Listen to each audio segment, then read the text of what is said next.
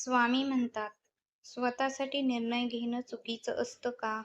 स्वतःसाठी जगायला गेलं की नेहमी प्रश्न का उठतात?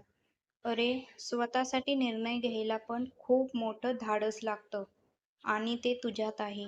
चूक बरोबर सगळं सोड. तू निर्णय घेतलास, कारण तू अनुभवलं आहेस. लोकांना तू घेतलेला निर्णय दिसतोय, पण तू अनुभवलेली परिस्थिती नाही. तुझा त्रास, तू काय अनुभवलं आहेस ते फक्त आणि फक्त तुला माहिती. आणि प्रश्न उठतायत कारण प्रत्येकात हे निर्णय घेण्याचं धाडस नसतं. लक्षात ठेव, स्वतःसाठी जगायला लागलं की खूप काही वगळावं लागतं. का? कशासाठी? कारण काय? प्रश्न उठतात. म्हणून प्रत्येकालाच स्पष्टीकरण देण्याची गरज नाही. तू स्वतःसाठी निर्णय घेतलास ना? मग आता स्वतःसाठी जग. अरे, आम्ही त्याचीच प्रश्नपत्रिका कठीण काढतो, ज्यांच्यात ती सोडवण्याचं तेवढं सामर्थ्य असतं.